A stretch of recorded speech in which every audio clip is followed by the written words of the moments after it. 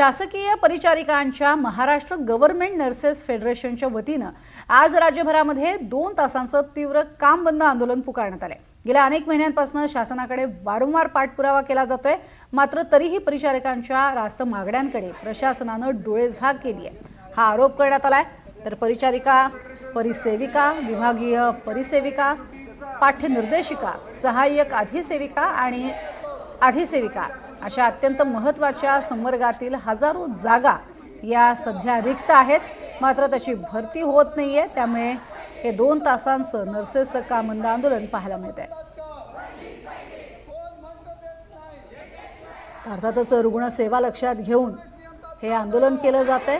आंदोलन करणाऱ्या नर्सेससोबत बातचीत केली आहे आमच्या प्रतिनिधी जुई जाधव यांनी।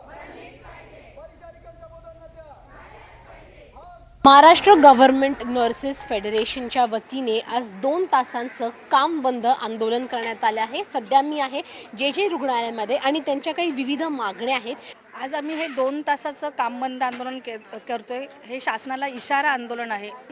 आमची प्रमुख मागणी आहे, हा जो परिचारिका संवर्ग आहे शासनातला DMER म्हणजे 2 खाते, एक वैद्यकीय शिक्षण आणि एक सार्वजनिक आरोग्य, इथे जवळजवळ 50,000 दोन्ही खात्याच्या मिळून नर्सेस आहेत। आणि याचे RR म्हणजे सेवा प्रवेश नियम, हे सेवा प्रवेश नियमच फायनल नाही आहेत। आणि याचा परिणाम असा होतोय की या परिचारिकांच्या गेल्या कित्येक दिवसांपासून, कित्येक वर्षांपासून पदोन्नत्या रखडलेल्या आहेत। एकाच पदावरती त्यांना 30-30, 40-40 वर्ष काम करावं लागतंय आणि पदोन्नतीचं पद रिक्त असताना सुद्धा त्यांना पदोन्नती मिळत नाहीये। 98चं माझं जॉईनिंग आहे आणि स्पेशलायझेशन केल्यामुळे मला 2021 मध्ये प्रमोशन आली।